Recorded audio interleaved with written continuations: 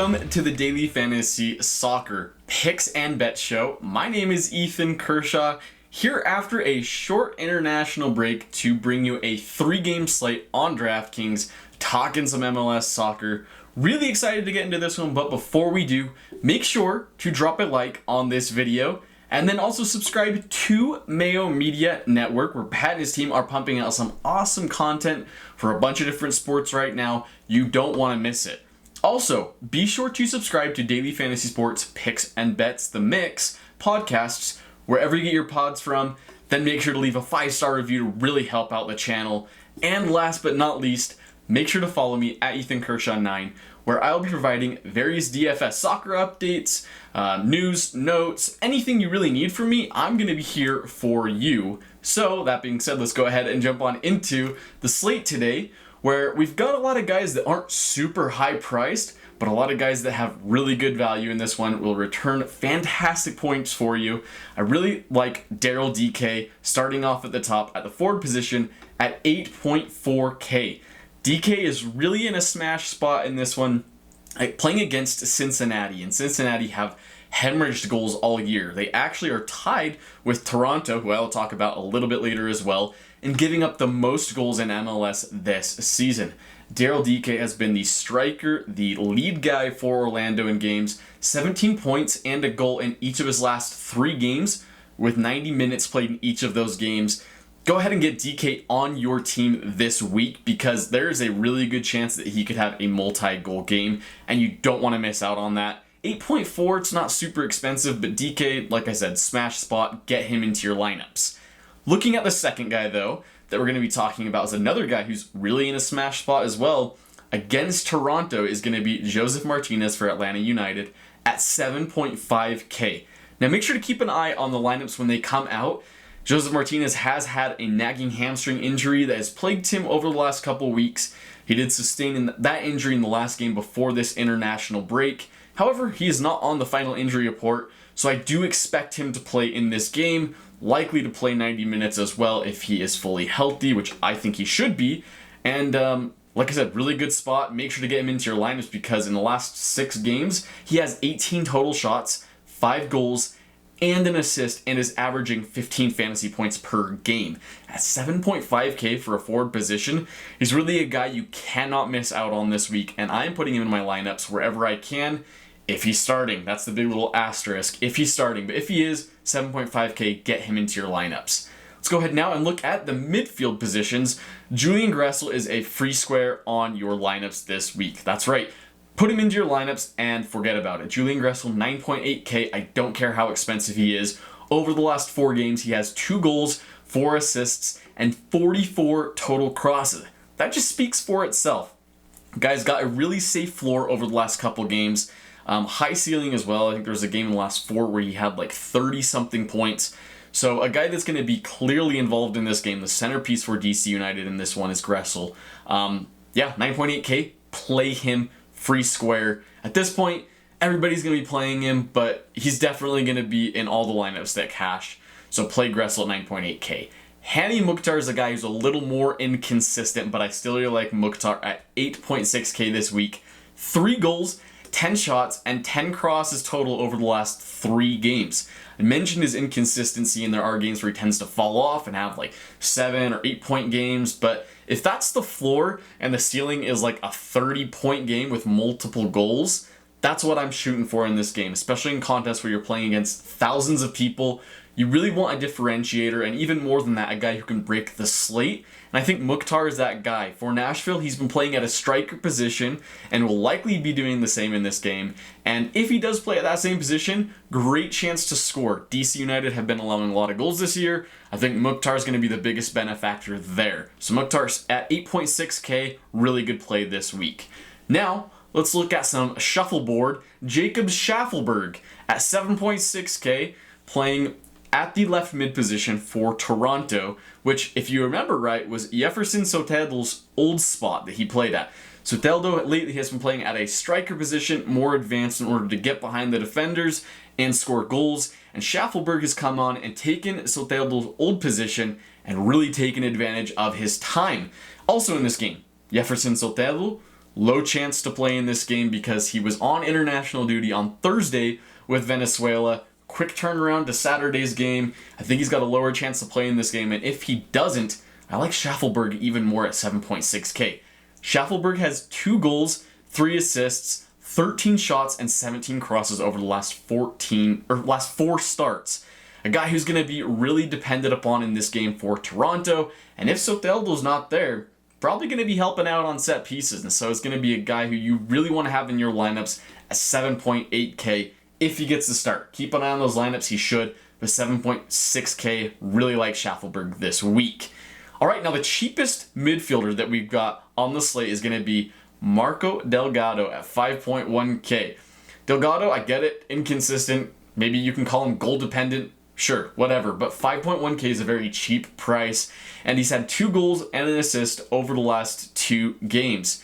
Also, in the 2 games where he did score the last couple of games, but in the 2 games that he didn't get goals before that, he had 7 points and 8 points. So he provides a pretty good floor for your team.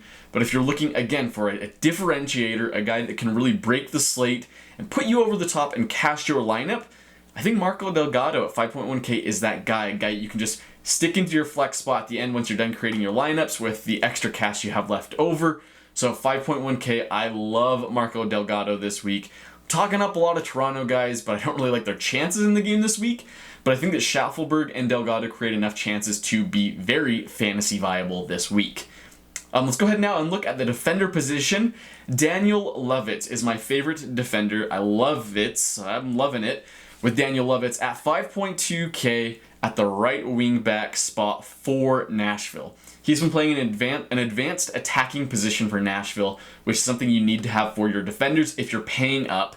Also, his ceiling is just about as high as the other guys that are higher priced in this area, like Brooks Lennon or Ronald Matarrita. And so I think that if you're going to be paying up, Lovitz is the play here. He's got a pretty decent floor, 19 crosses over the last 5 games. So with that consistency, the fact that they're going to need to get forward and get goals in this game, I really see him having an opportunity to get an assist, passing the ball into Hani Mukhtar and Mukhtar scoring in this game. So I really like Lovitz at 5.2K if you're paying up for a defender.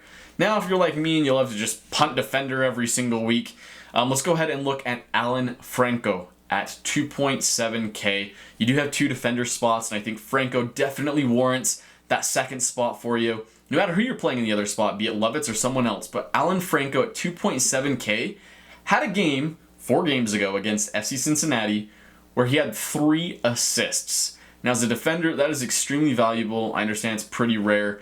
However, they're playing against Toronto in this game, and both teams, like I had mentioned, tied the most amount of goals in the MLS this year.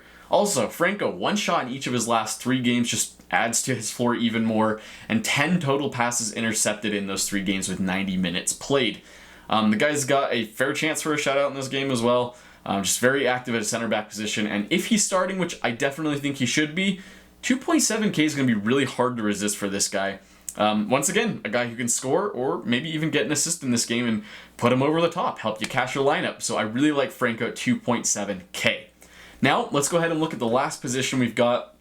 It is our goalkeeper spot. We're going to be playing Brad Guzan, the old man, at 4.4K. Really like Brad Guzan this week, and I know he's not the sexiest of plays, but I think that Guzan definitely gets the job done. Won 4 of his last 6 games with 19 total saves over that span. Super, super cheap. And I really like him even better if Jefferson Soteldo does not play in this game, which is looking more and more likely. Guzan also provides a decent floor. Good chance to get a shutout in this game, and I'll talk a little bit more about that in our bets portion. But yeah, I really like Brad Guzan, 4.4K. Put him into your lineup so you can pay up elsewhere for other guys that are a little more expensive. Now let's go ahead and jump into the bets portion of this video. My favorite bet and the safest bet that I was able to find for you is just free money. Throw it on out there. It's going to be that Orlando and Cincinnati game, and you know we're going to be talking about Orlando winning this game. Take Orlando on the money line to win this game at plus 140. Not fantastic return, but you are going to make money in the end. This really just feels like it could be a 2-1 game at most for Cincinnati, but I'm probably giving Cincinnati a little too much credit there. Cincy have outright lost their last 6 games. They are terrible. The first MLS team to be officially eliminated from playoff contention this year. They've got nothing more than pride to play for.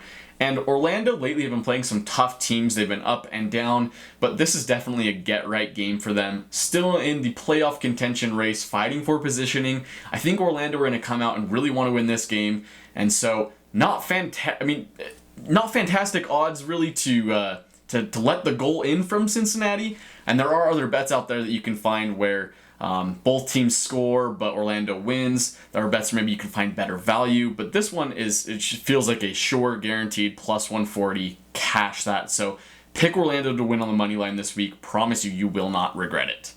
My next favorite bet, kind of the middle safety bet, if you will, is going to be the Atlanta and Toronto game. I really like Atlanta to win in a shutout in this game at plus 450.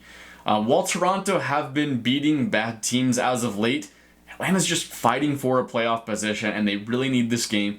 So I think they come out with the will to get that done here. Also, Atlanta have shut out their opponents in 3 of their last 6 games. Like I had mentioned, Toronto, not a fantastic team this year, near the bottom of the standings in the East. And so I think that Atlanta's got a fantastic chance to keep a clean sheet in this game at plus 450. Last bet, this one's a little riskier, but hear me out. Nashville and DC United, both teams to score and then tie at plus 340. Really like the tie in this game just because Nashville doesn't come into this one as a goal-scoring juggernaut. DC United have been allowing a lot of goals lately, but have also been scoring some. DC, like I said, have allowed 8 goals over the last 4 games. But you know, they're still in it. They're still fighting for a playoff spot. Nashville are a little higher up in the standings, a little more safety, but Nashville is at home. I think water kind of finds its level here, and it ends up in a tie. Nashville have also drawn their last 3 games in a row, so I think that trend continues in this one. It's going to be a tie for Nashville and DC United.